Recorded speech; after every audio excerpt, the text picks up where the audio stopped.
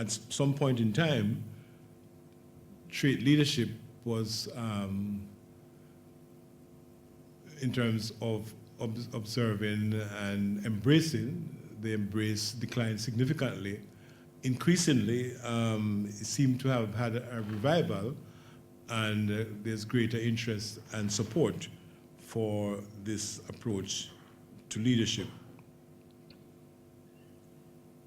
Of course, it's coming from way back, and Professor mentioned something about Aristotle and other philosophers who emphasized trait a lot during their days, so that has continued up to this period. And in the 50s, a number of traits were identified, physical characteristics. So we can recall that not too long ago, a policeman had to be over 6 feet to be selected, because they command respect. They had the physical features, and those qualities alone will drive fear into ordinary people. Now, I think time has shown that that is not small or tall or short, big or small or slim. You really cannot say, because the small person can be just as devastating as the tall person. Charisma, as colleague pointed out, would be one of those traits. So a number of persons have looked over time, and this critical area, Stockdale, for example, 1954, really looked closely at traits and indicated that in terms of consistently demonstrating the difference between leader and non-leader, that it was somewhat problematic, because sometimes those who you identify with traits and feel that they would display the leadership that you expect really did not happen. But research continued over the period, and in fact, my study on high-performing principle a number of years ago identified those personal qualities as significant as far as the high-performing principles were concerned. And these are principles who really made a difference in school leadership. These were principles where the children were doing very well in terms of their standardized tests, their CSEC, their GSAT, where they had good relationship between the internal staff and external persons. They focus on strengthening teachers in terms of professional development. So overall, those persons who were doing well also display some significant strength in terms of some of the traits that I will look at as we go on. So trait leadership regained recognition when trait research was focused on the relationship between leadership traits and leadership effectiveness. So when that combination was the focus of study and practice, a greater interest started to be placed on that approach, rather than comparing leaders and non-leaders. The study that I completed identified what I call essential characteristics, qualities and behaviors. One was personal philosophy, that many of these persons clearly articulated a strong philosophy of how they see the school, how schools should benefit youngsters who are there to prepare for the world of work. And what was significant was that they all display personal qualities. So that term passion, that term commitment, that term enthusiasm, all these were clearly displayed by maybe all of the principals that were identified as high-performing principals in the school system. Support for, and these are some of the other critical areas, support for student growth and performance, students' academic performance and achievement.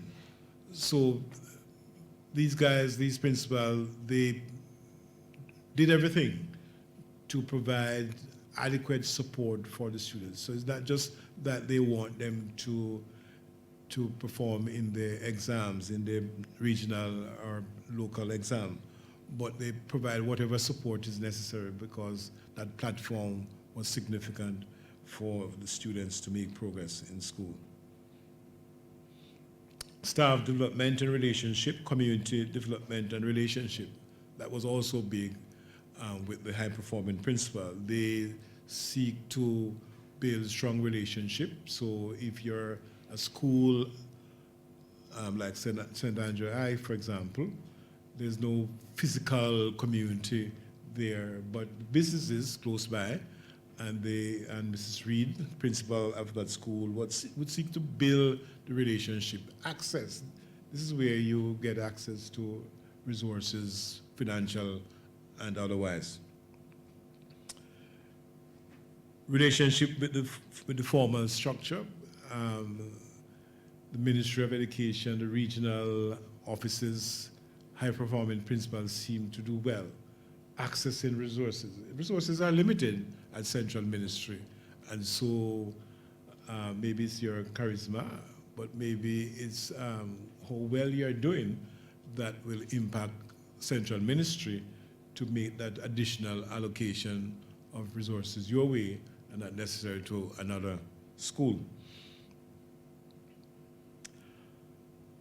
Overall, I place these characteristics in three broad categories. One I call personal competence, and student performance, and relationship management. So also significant in that study was the importance of relationship.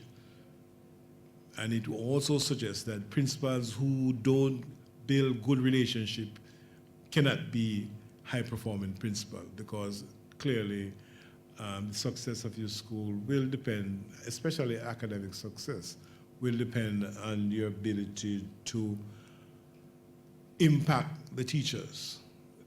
The most important factor in student performance is the quality of teaching and the quality of teachers. So if you are unable to influence those persons, you are dead in the water. It is out of that I identified overall experience over 5, 6, maybe many more years. I've been in the education system maybe for 40 years. I haven't gotten a call from Portia yet. Personal qualities of the principal, one dimension. Personal factors, external and internal system factors, required skills or competencies. And here my focus is on what I call transferable skills, performance areas and performance outcome. And I will show the relationship. What was central and key about this model is that, as I said before, model is influenced by the study of high-performing principals. Central to the model is the role of personal qualities or traits.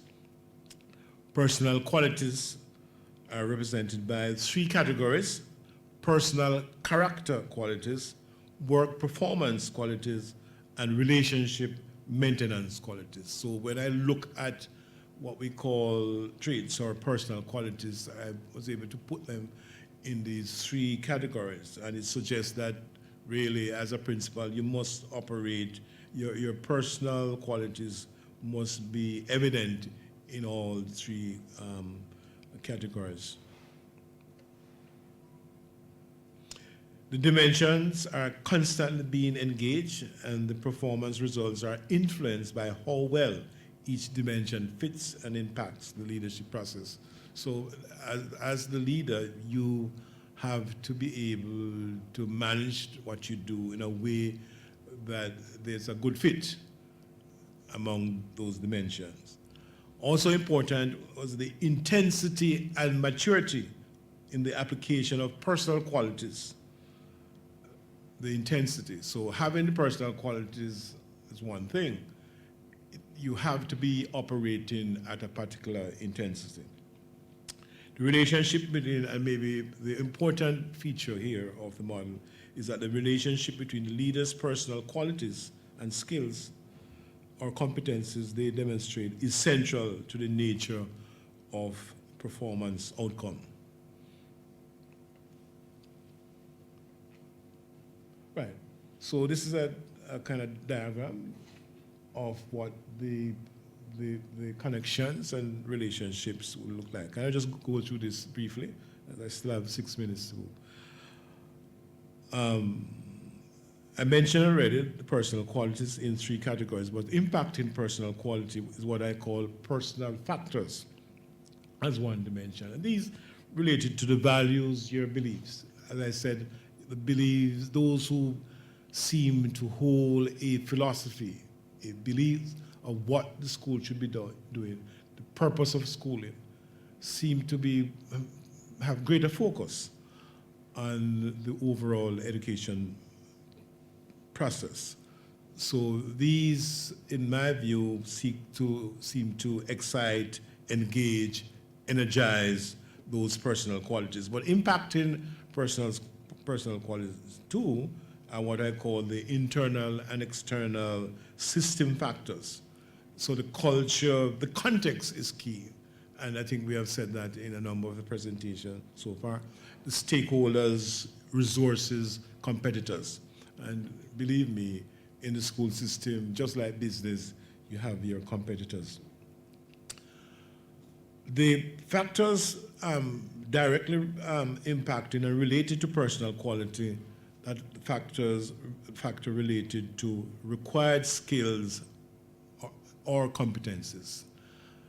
No, this also include what I call the technical skills and the system management skill. But communication is important. Your analytical skills, your relational skills, your conceptual skills, and interpretive skills.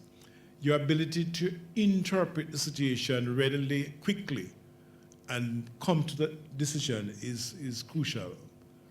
And if you observe organizations, not everybody seems to display quality of interpretation. The technical skill related to how well you're able to, for the school system, manage your curriculum, how well you're able to manage your staff, deal with your timetabling. So those are big technical type of thing that most principals will be able to do. But to get to the communication, the analytical, the relational skill, and if you notice I put that right in the middle, because I'm convinced that this is key, based on my own experience looking at principal over a number of years. Systems management is focusing on both this internal and external system management here. How you manage that relationship with the central ministry, with the regional offices, regional authority, how you manage your various programs, your various departments, all of those would fall under the system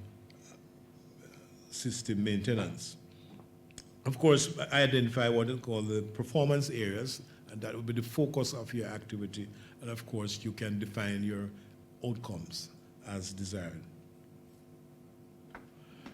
So in terms of the three areas related to the personal qualities.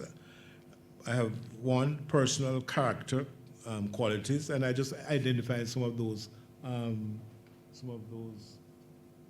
traits there: enthusiastic, assertive, determined, passionate, ambitious, insightful, and others. So these are related to the person, to you, personal character qualities. Then work performance qualities. These are how you manage on the job itself: reliability, discipline, hardworking, professional, inclusive, participative, facilitative, visionary, and again, relationship maintenance qualities: trustworthiness, being honest, fair-minded, empathetic, compassionate, caring, loving, supportive. So those are the critical trait in those three categories. Here I show the relationship between personal qualities and the fact that you, as the intensity increases, and of course intensity is supported significantly by your maturity. So as you mature in your job, there's a tendency for you to be much more effective in managing those personal qualities. So there's a direct relationship between those qualities and your work impact. All right. As far as I'm concerned, what is central about this model is the fact that if you look at the relationship between skills or competencies and personal qualities, I think you have much to learn.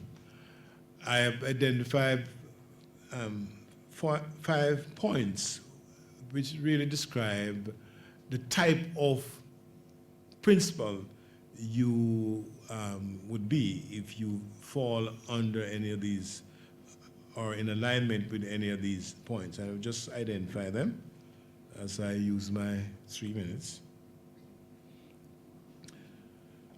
And X1, X2, X3, X4, if you notice the relationship between personal qualities and skills and competencies. So X1 is saying that you're low in your ability to demonstrate a personal skill, but in terms of personal qualities, you may have them, but the intensity to which you display them is rather limited.